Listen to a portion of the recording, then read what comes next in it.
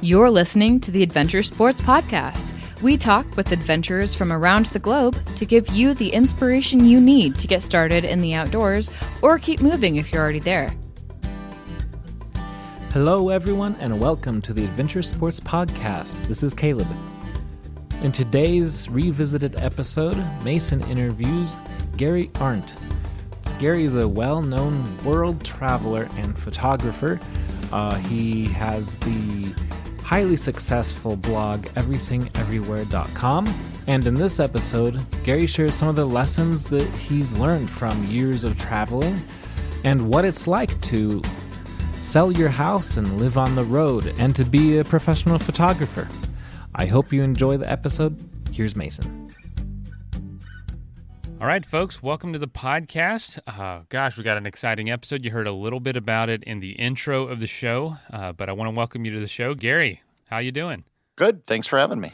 Yeah, we were talking about it a little bit before, but I always ask this first. Where are you coming from today? And if that's not home, where is home for you? Right now, I'm in Wisconsin, and this is where I'm currently living. About 30 minutes outside of Green Bay. Oh, fantastic. You like to keep a little bit of a close eye on your football team. Yeah, I'm part owner. I have that on my website, and people don't usually get it. If you're an American and you understand football, you kind of probably know what I'm talking about. But if you're not, because most NFL owners are millionaires, except for the Green Bay Packers. And yeah, I bought a share of stock back in '97, I think. And so I'm an owner. That's too cool, man. What a great idea. You know, I've often looked at that and thought, no wonder. That's how you build a loyal fan base for essentially eternity, is allow them to be owners. What a cool idea. You're obviously not known for being a part owner of the Green Bay Packers, but you're really more known as a traveler, as a writer, a blogger. But I want to kind of go all the way back. Did you grow up in Wisconsin? And if so, what did you grow up doing? What was kind of your childhood like? Yep, grew up in Wisconsin. Never really traveled that much. Occasionally summer car trips. I remember once we went out to South Dakota. That was about it. A lot of camping. I was in Boy Scouts. I was an Eagle Scout. Kind of pretty normal. One of the things I famously tell people is that I never saw salt water until I was 21 years old. Is that just, obviously the proximity to the ocean from Wisconsin is quite a bit farther than where I grew up in Florida. Is it just, practicality, never made it to the ocean for whatever reason? Yeah, you're in the middle of the country, and to get to the ocean is, quite a trip. And I've told that to people in like islands in the Pacific, and they just can't fathom it. And then of course they've never seen snow. So it's just all part of, where you grow up and how you grow up. Did it blow you away? Was it underwhelming? How was that experience? It was my senior year in college. We were going to the national debate tournament, which was being held in Bellingham, Washington. We flew into Seattle. We were in a van. We were driving kind of on this road near a park near Puget Sound. And I said, "Stop the van, stop the van." And everyone's like, "What?" Like there was an emergency or something.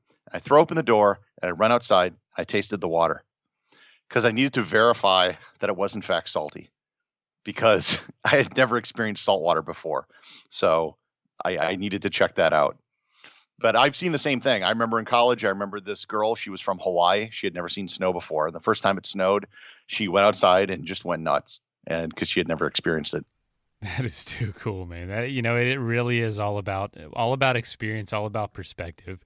So, growing up in Wisconsin, being an Eagle Scout, just living your life, living, going on your little vacations here and there.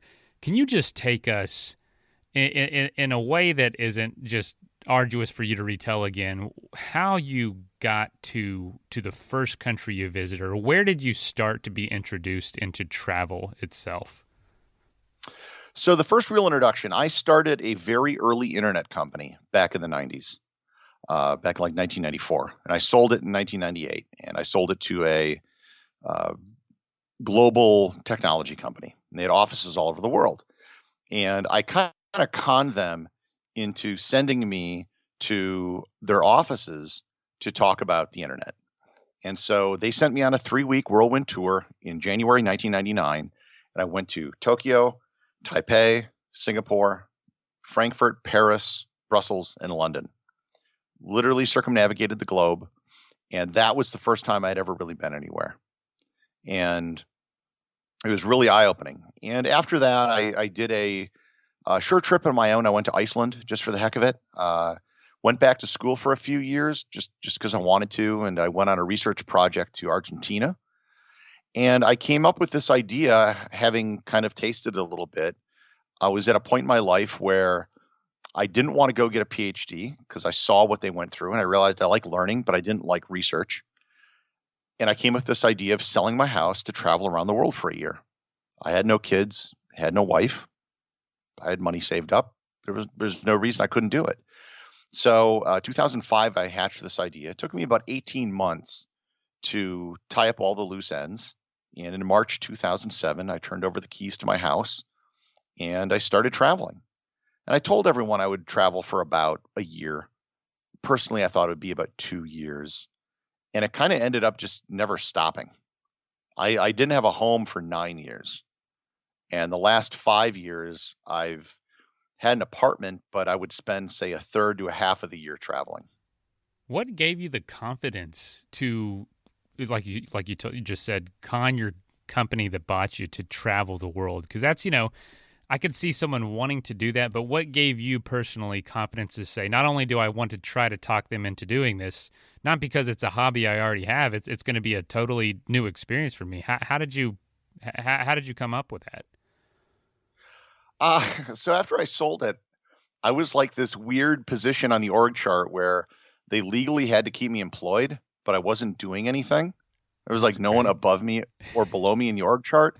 So I would literally show up to work at 10, made sure everyone saw me, say hello, surf the internet for a couple hours, go to take a late lunch, and then never come back.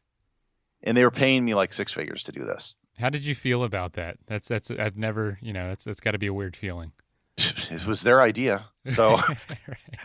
If they couldn't afford it, they wouldn't do it. So they obviously they wanted me tied up in a non-compete and then to make me employed for this time. So I figure, make use of me. Let's do this. You have all these offices all over. You bought this company. Why don't you send me out and try to talk it up? And, because we were basically doing internet, web application development, integrating databases with websites, which today is nothing. It's everywhere. But back then it was still kind of novel. And so they agreed to it. It didn't, wasn't a big deal to them.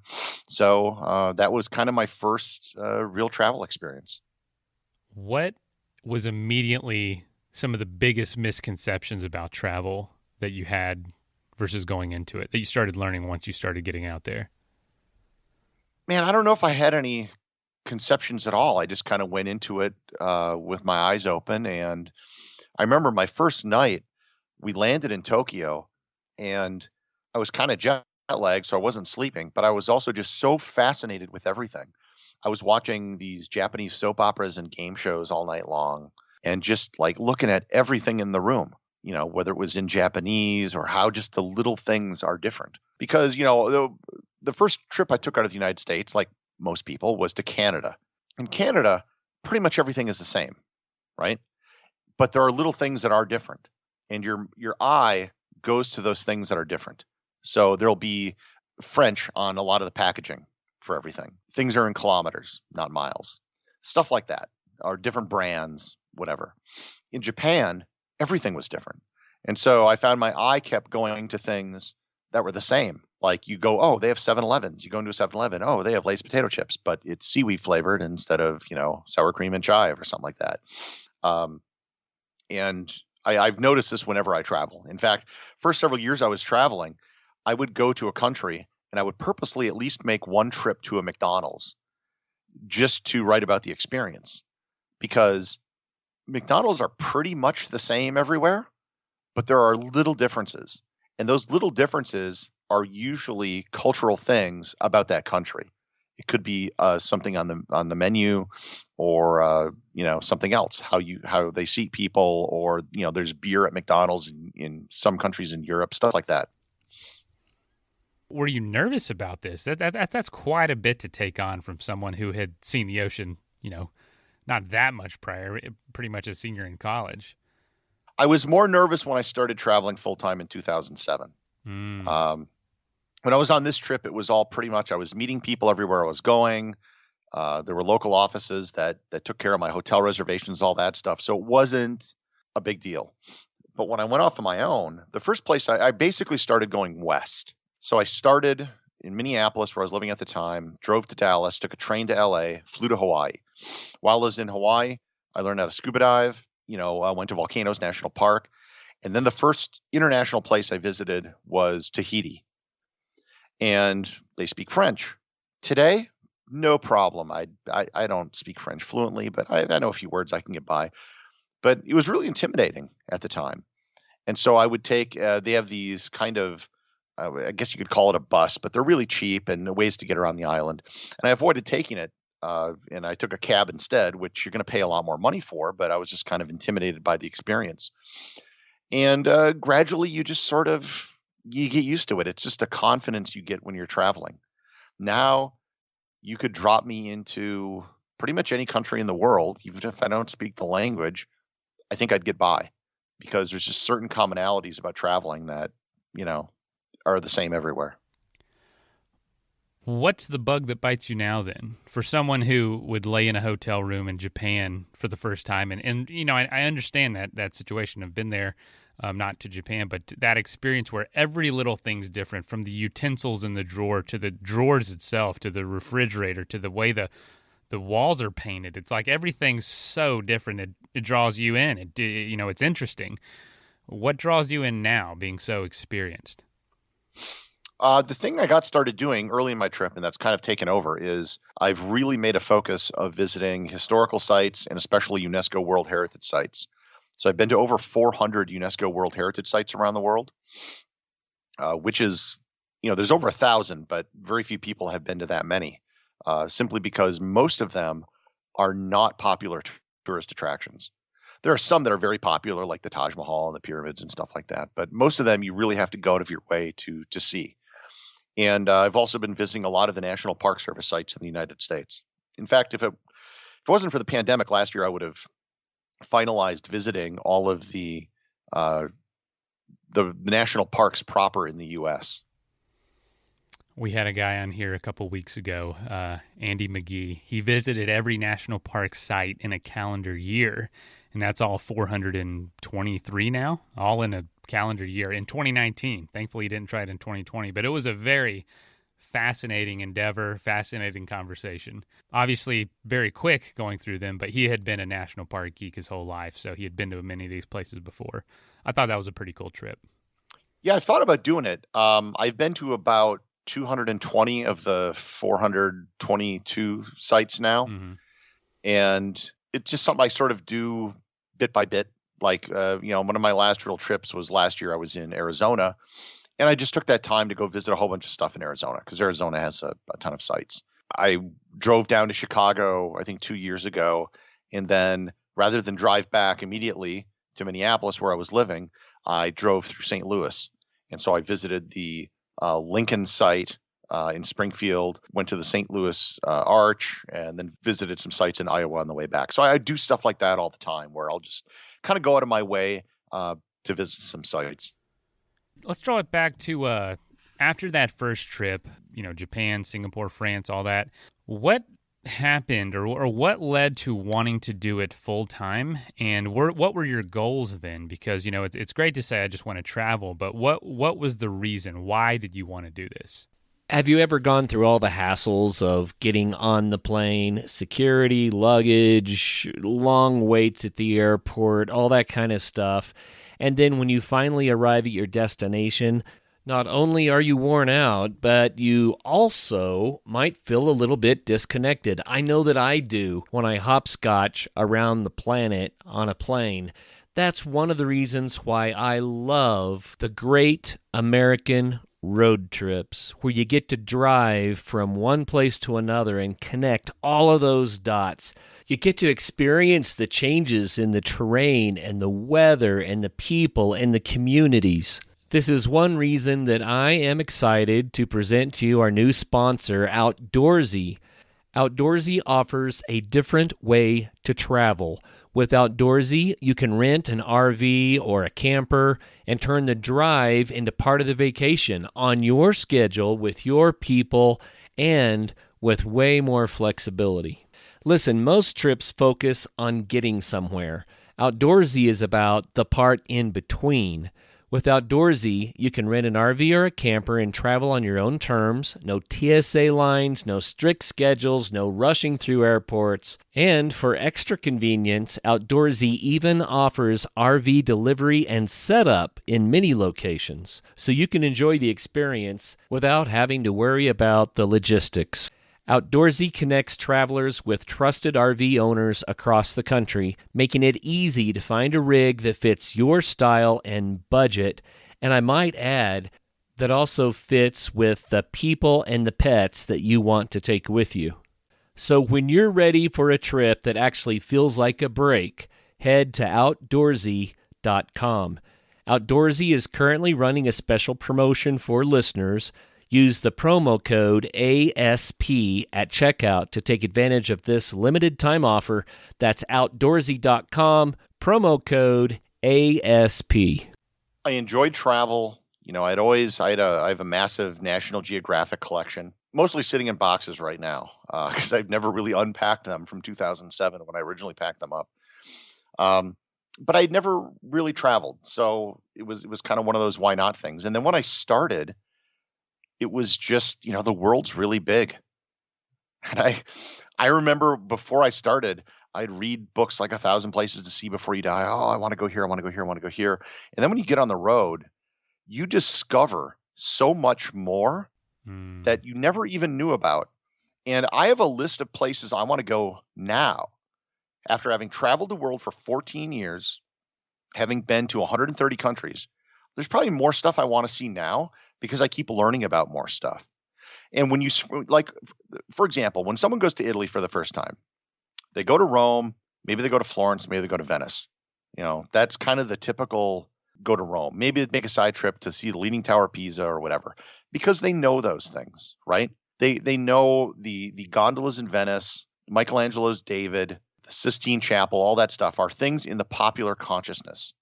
And we know those things. And we don't know much else. We don't know about the walls of Lucca or the towers of San Gimignano, which are in Italy, which are really cool, but very few people go to see them. Most Americans can't tell you the name of another city in France outside of Paris. Try this sometime. It's actually true. And so we go to the places that we know about, and that's what leads to things like over-tourism. There are certain national parks that get all the visitors, right? It's Yellowstone, it's Yosemite, it's the Grand Canyon. In Canada, it's Banff. I'm here to tell you, and I tell this on every interview I do, the greatest national park in the world that I've been to is Nahanni National Park in the Northwest Territories in Canada. No one goes there. It gets 800 visitors a year. That was pre-pandemic. And I can keep talking about it as much as I want, but it's never going to become popular because most Canadians don't even know about it. And if they do know about it, it's a hard place to get to. You know, it requires effort and work. And so it doesn't get any visitors. Whereas you can just take a 3-hour trip out of San Francisco and get to Yosemite. And that's what most people do. For you, do you have any sort of theory or anything you've noticed around maybe layers of discoverability or layers of kind of localization of experiences or places to see? Have you experienced anything like that? I think it's a matter of focusing on something or having an interest and then using that to guide your travels. One of the things I've been doing, I just subscribed to the Great Courses Plus, which is this really actually great service where they have all these lectures. And I've been watching this lecture from this guy who's a professor about cathedrals, learning all sorts of stuff I didn't know, including doing overviews of places that I've been. And he's pointing out stuff that I completely didn't notice when I was there, kind of making me want to go back. And there's lots of stuff like that, whether you're interested in the history of World War II or ancient Rome, or you have an interest in botany or animals or dinosaurs or whatever it might be. There's always going to be something that you can actually go see that will probably pique your interest and you can go and geek out over. Something I told my wife recently was you can take any sort of square mile or square, 10 miles or whatever it is. And the amount of subcultures that are overlapping in that area is just enormous. It's ridiculous. And so for each of those subcultures and each of those kind of areas of interest or hobbies, there could be, meccas all around you for different things around the world. And I'm sure as a world traveler, it's almost frustrating sometimes how much there really is to see. Oh, absolutely. And, a lot of people will say, I've been to Germany or I've been to China or something like that. Like, China's big, really big. And I had this thing when I started, I went to a lot of tiny countries. So I was going to Samoa, Tonga, Vanuatu. I was in Liechtenstein, all these tiny countries before I went to Russia or India. Because to simply say, "Oh, I've been to India. I went to the Taj Mahal." No, you've technically been to India. I get it. But you haven't been to India because it's big, right? And that's like I meet people all the time. They say, "Oh, where are you from?" I'm from the United States. "Oh, I've been to New York." Well, yeah, New York is the United States. I get it, but it's also not the United States insofar as New York is really kind of its own thing. There's nothing else like New York in the United States, and it's very different from, say, driving around the Midwest because the U.S. is so big and there's so many different parts to it. And there's a lot of countries like that.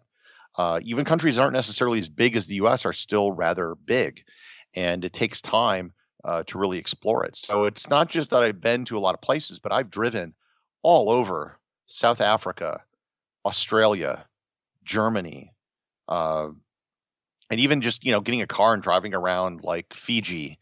I've done a fair amount of driving in Japan, places like that. So just because you've been somewhere once doesn't mean you've done that. There's still always much more to see. And from someone from here or for someone from here, you can just see how preposterous that is by just how much of the U.S. there is to see, how many different layers there are, so many different types of places. And, we wouldn't necessarily know that about other parts of the country if you've never been, but you can kind of just relay that knowledge you have of this place to anywhere in the world and realize just a few hours in either direction can feel like a totally different planet. What are your goals when you travel somewhere, either somewhere new, a country, or an area? Do you have a system in place or something that you try to achieve when you get there, whether it be from the perspective of culture or food or any sort of, museums? Is there something that you try to make sure you hit in every place you go? I'll usually, if I haven't been there before, try to focus on World Heritage Sites. So my last international trip was 1 year ago, February 2020. I was in Portugal, and I was there for a conference. And after the conference, I had like 10 days where I had nothing planned. And I'll do this a lot. I'll go speak at different conferences around the world because they'll fly you in and out. And then I'll just use that because they're buying the ticket to just go do something on my own. Right. So I didn't know what I was going to do. I literally, the day it started, I didn't know what I was going to do. One option was I was going to go to the Canary Islands. One option was I was going to go to the Azores. The other option was I was going to rent a car and just drive around Portugal. So I ended up doing that. And I actually just took a taxi to Sintra, which was outside of Lisbon, hung out there for 2 days, and I rented a car and then just kind of drove around visiting these sites. A lot of monasteries and convents that are World Heritage Sites. The university in Coimbra, which is a real fascinating old medieval university. Some Roman ruins, not many people think of in Portugal, but they're definitely there. And a whole bunch of other stuff. And I just kind of made it up every day as I went along. I just figured, okay, how far can I drive? And I've done this so often where I've kind of got it down where I know, okay, if I wake up at this, okay, I'm 2 hours away from this site. I can arrive there at 8 or 9 a.m. right when it opens. It will take me 1 or 2 hours to probably see it, which is kind of average. If it's just like a building or something, then maybe I'll get in the car and then I can drive and visit a second site in the afternoon, spend some time there, drive, and then I'll be in this city in that, in the evening, which will set me up for the next day where I'm going to go visit XYZ. So yeah, it could be museums, historical sites, national parks, whatever. It's kind of interesting. And having been to that part of Portugal, now if I go there again, there's a whole bunch of stuff I'm probably going to go see again because I didn't get to see it last time. How much are you interacting with people when you go and visit? Is it something that you're making a point to do, or is it just really when it comes to logistics that require interacting with folks? It depends. It depends primarily how long you're staying. Like in the example I just gave in Portugal, it was primarily just a road trip. So you're in your car a lot and there's not a whole bunch of interaction unless it's, they may have guides sometimes. I always recommend getting a guide when you stop someplace because they're going to know better than you. Like if you can get someone to actually explain to you what's at a historic site or a cathedral, it's going to be a far richer experience than you just walk around kind of just staring at old stuff and not knowing what it means. So that's always a great thing to do. And also when if you stop to eat or something, despite the fact that I just mentioned that I used to write about going to McDonald's, I'll usually try to just stop somewhere that's kind of local and get whatever, is on the menu. That's become so much easier. When I started traveling in 2007, we didn't have smartphones and now we do. And so finding those kind of places and finding places to stay and finding operating hours, it's almost like cheating. It's so easy. If someone would have told you a year and a half ago, hey, you're not going to be able to travel for a year and maybe longer, what would you have thought? I would have assumed that I broke my leg or something had happened to me personally. The idea that the travel industry would have just vanished and be taken up by the rapture, which is basically what happened, from the beginning of March to the end of March of 2020, just disappeared. And at first in March, I thought, well, first of all, I probably had COVID. When I came back from that trip from Portugal, I had the flu really bad for a week. And in hindsight, I probably had COVID. But there weren't a lot of tests available back then. The talk back then was still about China, right? It was primarily hitting China, restricting travel to China. That's what it was about. So in hindsight, I probably think I had it. I never had it checked. But I had some contacts I had in China, and I was saying, oh, well, maybe we could do something. I thought this would last through, April. So May, probably start traveling again. Well, that was wrong. And then I thought, well, okay, I'm going to run some tours. I was thinking of maybe doing something. We'll do something domestic just to be safe. So in like October, November, maybe I could do something with national parks in the Southwest. Nope, that didn't happen. And now I've just sort of given up trying to plan or predict anything because I have no clue what's going to happen. How are you enjoying your time in Wisconsin? Yeah, I moved here in August. Kind of a double whammy. I lived in Minneapolis and I lived a block off Lake Street where all the riots happened. And so my neighborhood just got devastated. And in August, I one of the reasons I lived where I lived, it was a really nice area. Everything was in walking distance. Stores, theaters, shops, restaurants, everything. And then all of a sudden, nothing was in walking distance anymore because everything was shuttered up. And 3 months after everything happened, it was still that way. So one day I went and rented a U-Haul and I put all my stuff in it and I left. And I've been in Wisconsin, which is where my family is ever since. But the big change for me is that, basically the business I was in the travel industry. And that disappeared. And so I made a pretty big pivot back in July. I launched a new podcast. And it's not a travel podcast per se, because the thing that I never cared about with travel was talking about flights and hotels and frequent flyer programs and all that stuff. Right. And that gets most of the attention if you read like a travel section of a newspaper. What interested me, like I've been telling you for the last, several minutes, is the why, the history and the background of these places. So I did a podcast that's just that. That's just interesting stories of people, places, and things. It still has kind of one foot in the world of travel in that I can still talk about these places that I visited, but it's not exclusively travel, which doesn't limit it quite as much. Everything Everywhere Daily History Podcast is what it's called. And, I listened to one episode, the most recent from today, Base Units of Measurement. And I'll just say it went in 10 minutes. It went into much more detail than I expected it was going to the point where I'm like, this is a lesson. This is like a legitimate look into where the base units of measurement came from. Where is this just what you enjoy looking up and putting together for other people to basically ingest? Or is it just something you have, floating around in your brain? How much of this is already in your brain versus what you got to look up? Quite a bit. I already know. For example, that episode, I knew most of it, so it was easy to write. Once I came up with the idea for it, I was able to. Some of my longest episodes are the easiest to write. Some of the shortest are the hardest to write if I have to do a lot of research. But yeah, it's designed to be highly eclectic.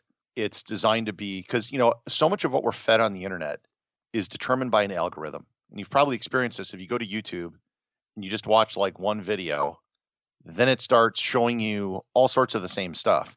And you may not necessarily want to keep seeing that. You just wanted to see that one thing. But the algorithms and that's how we get these bubbles where everyone only hears and communicates with people who think the same, believe the same, and everything else.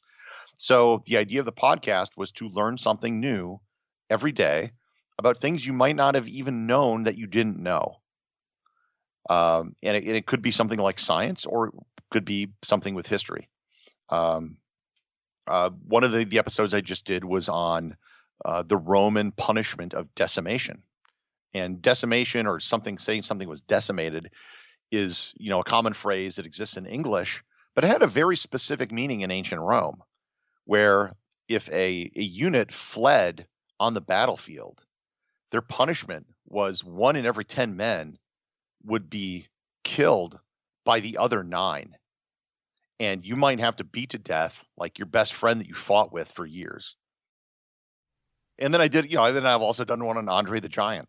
Yeah, I know. I saw that. He's probably the greatest drinker in human history. Yeah. I don't know how anyone could possibly consume more alcohol than Andre the Giant did. Well, I'm sure if you're that size, it helps a little bit. 7 feet Oh, plus, and 500 pounds or something. The other wrestlers he would drink with would count like the number of drinks he had, and there were several people who testify that he consumed over 100 cans of beer in one sitting. I've heard that. I've heard that. That's mind blowing. Well, that's why it's a legend of Andre the Giant. I'll be happy to listen to that one. And what I love is they're just a few minutes, like everything from literally 5 minutes to 10 minutes to just a hair over 11, 12 minutes. And I'm not gonna lie, this is gonna probably be one of my new. This is definitely going to be on my new rotation, but I think I'm really going to enjoy this just because, you've got a great voice. I'm sure you've been told that a million times, but can really, just listen to your stories and listen to the things you've learned around the world. And it's just this pursuit of your, what interests you and what you just find, fascinating has probably what's led to this entire life in general. So this is just another expression of that, just like your images are, your pictures are. Yeah, when it gets back to traveling again, and so I'm not even planning dates for this yet. One of the things I'm going to start offering my listeners is tours, but they're going to be different tours. So I've run tours in the past, kind of as a travel photographer, which is probably what I'm best known for. And I've done stuff in Africa, national parks in the U.S., Italy, Australia, stuff like that. But what I want to do is do a tour where, okay, we're going to go to Rome. We're just going to have one hotel room. We're not going to run around. And we're going to see all the stuff nobody sees. Nero's palace. No one goes to visit that. It's there. It's underground. They found the original artwork, and it's all been amazingly preserved. The place where Julius Caesar was killed is currently underneath a restaurant. So you have to go there and ask the owner, and he'll take you downstairs and he'll show you. It's the ruins of Pompey's Theater. And there's all sorts of stuff like that I've been able to see, some of which is just outside of Rome. But there's a lot of places like that where there's amazing things that, if you're going to go to Rome and you're there for 2 or 3 days, what are you going to see? You're going to go to Trevi Fountain, you're going to go to the Forum, the Colosseum, you're going to go to the Vatican. And that's what everybody does. And there's nothing wrong with those things, but there's so much more. And it's like that in a lot of different places. And I think there's a lot to be said for doing travel more in depth.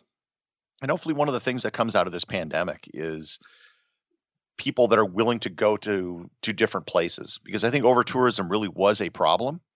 And the problem I always felt wasn't that there's too much tourism, but there's too many people going to the same place at the same time. And there are so many amazing places out there that they just don't know about. And if they knew about it, they would go to those places. Absolutely. I'm sure you've experienced this, a place you were really looking forward to, the experience being dampened or tampered because of the amount of people. You're not really able to enjoy it versus going somewhere you might not even been thinking about and hardly anyone's there, and it's just such an incredible experience that you weren't expecting. Let me give you a good example. Barcelona gets tons of tourists. Barcelona does not need any more tourists. 1 hour north of Barcelona, not even, in Catalonia still, is the city of Girona. I actually spent 3 months in Girona once. And they filmed Game of Thrones there. Their old quarter is fantastic. Their cathedral is amazing. Tons of rich traditions. You're not far from the coast. And nobody goes to Girona.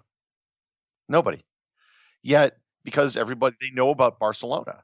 And that's what they know. And there's a high-speed train that goes from Barcelona to Girona. It's easy to do. And just north of Girona is Figueres. They got the Dali Museum. And because I spent 3 months in this place, I got to go into the Pyrenees and explore a lot of the smaller communities that I didn't know about beforehand.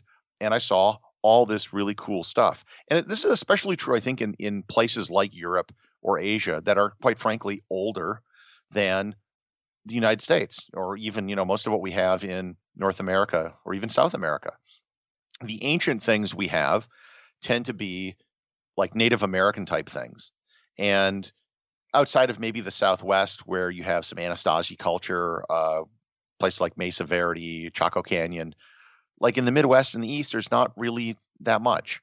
And even our history isn't really that deep.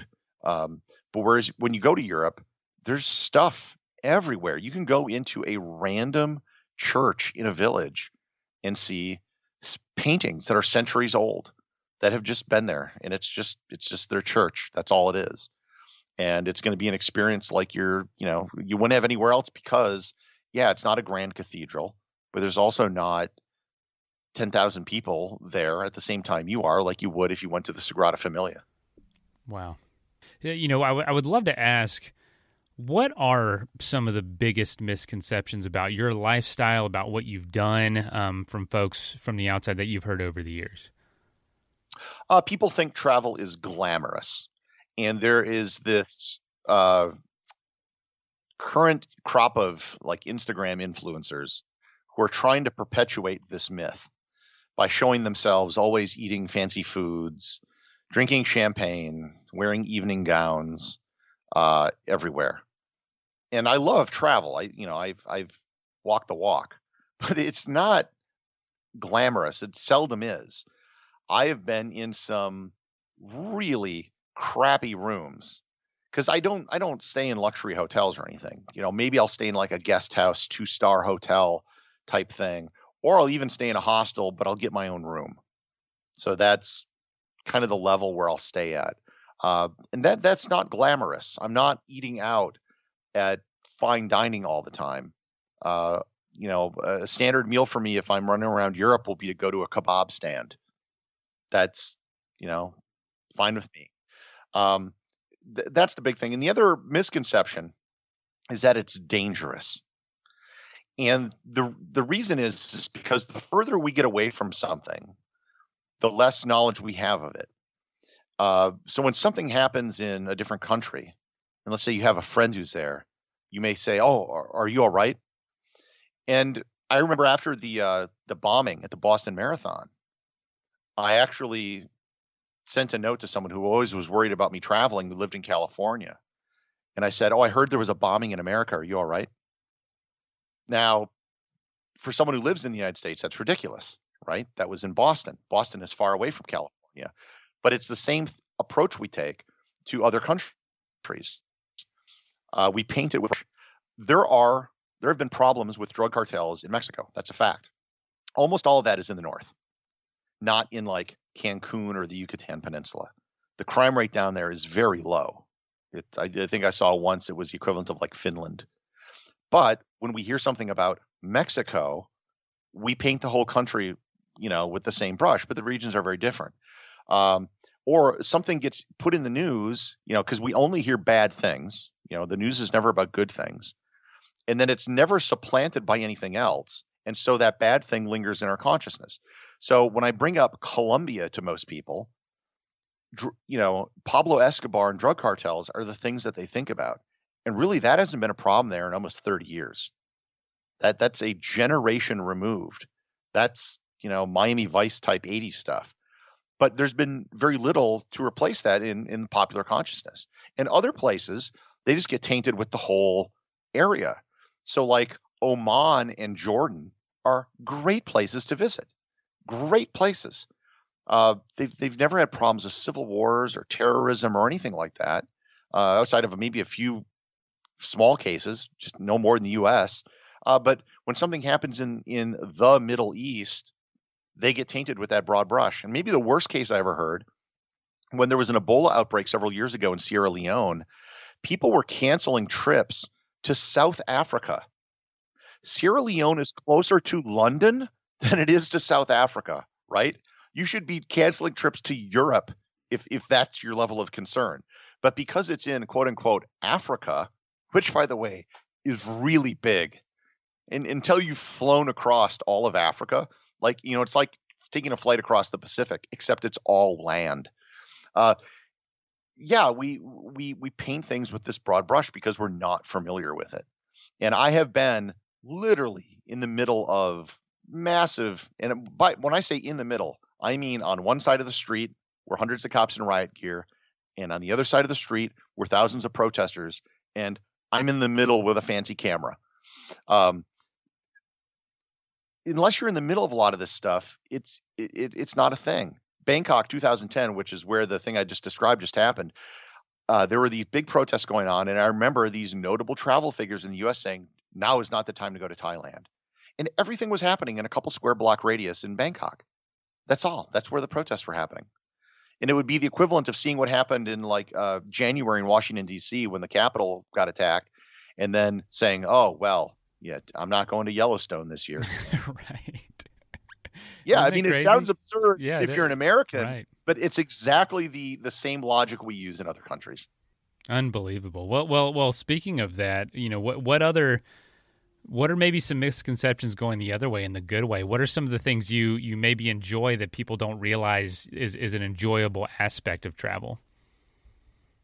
Just being able to talk to people. For a lot of people I meet, they've never been to the United States. They're never going to.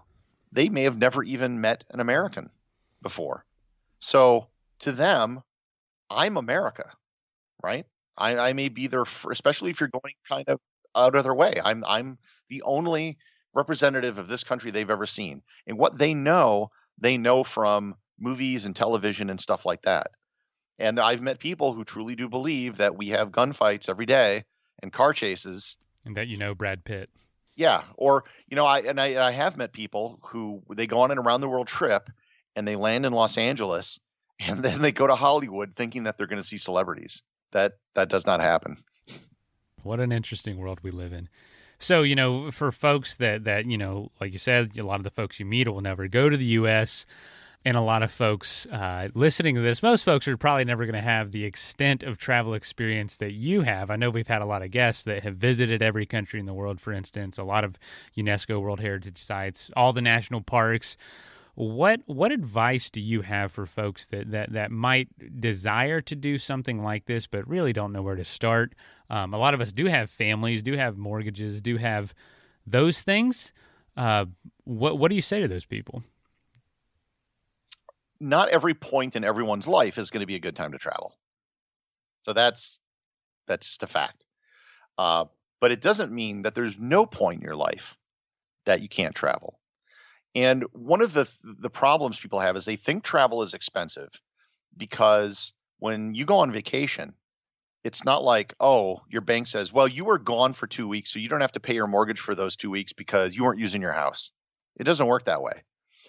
But if you actually travel long term, and let's say you have a point in your life where you're going to be taking a break, maybe it's between jobs, maybe your kids leave the house, go to college, maybe you're going to move, whatever it is, you might be able to say, okay, rather than move right away, let's wait 3 or 4 months. We'll put our stuff in storage, we'll go travel, and then we'll come back. And during that period, you're not paying for utilities, rent, mortgage, insurance, food, all the stuff that you have to pay for to live, which can be quite a bit when you add all that up. When I was traveling, I didn't have to pay any of that. And that goes a long way. And the other way you can really save money traveling is to just go to places that are not expensive. And if you go to Southeast Asia, Central America, different places like that, you're going to save a lot of money as opposed to if you want to go visit Switzerland. Switzerland and Norway and Iceland are great places. I'm not knocking them, but they are expensive. And the cost for food and transportation and lodging is going to be a lot. As if you were to go to, say, Costa Rica or, even Nicaragua is probably the most affordable place in kind of our hemisphere right now, and doesn't get a lot of tourists.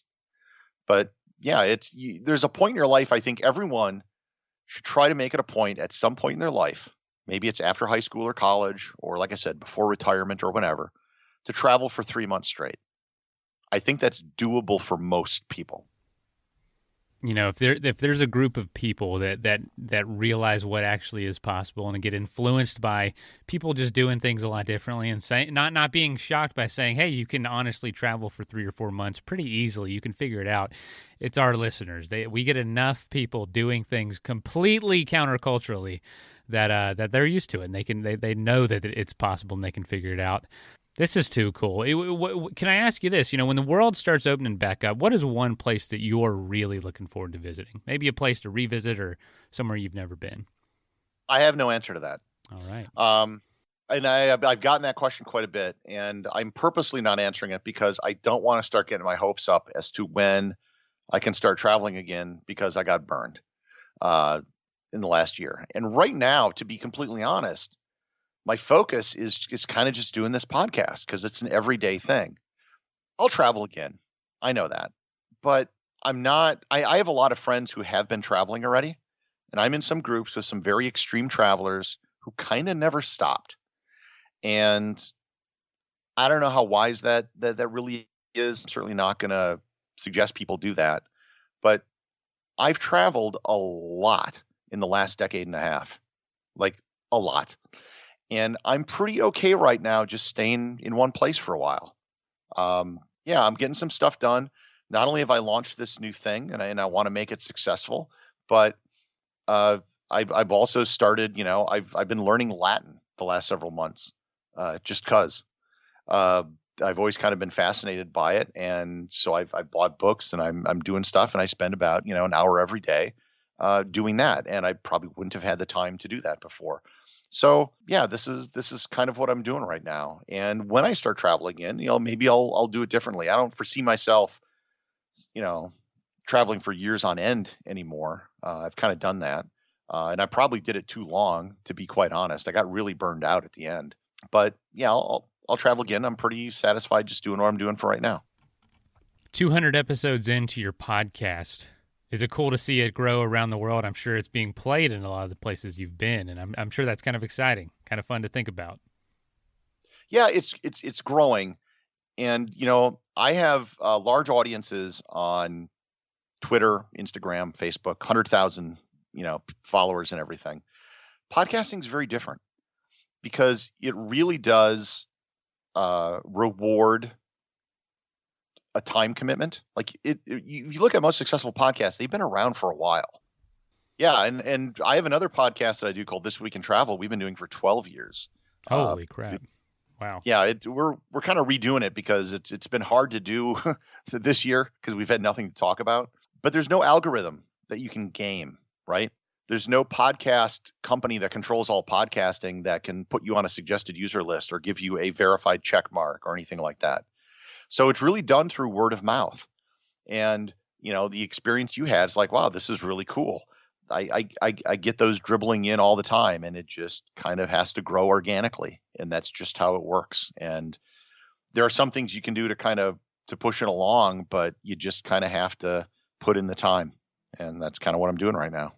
Gary, it's just a huge honor to have you on the show. You're a legend in this world, and I just appreciate taking a little bit of time to talk to us. Yeah, thanks for having me. Always enjoy doing it. First of all, thank you so much for listening. It means the world to us that you choose to listen to the show. If you'd like to help us further, you can leave a review on iTunes, share us with your friends, your family. It goes a long way to grow in the show. You can also support us financially through patreon.com/adventuresportspodcast. Link is in the show notes. And also, if you have an idea of who could be a good guest for the show, we're always looking for people to tell their story about the outdoors or adventure. So if you know someone, please reach out. Email us at info@adventuresportspodcast.com. And until then, get out there and have some fun.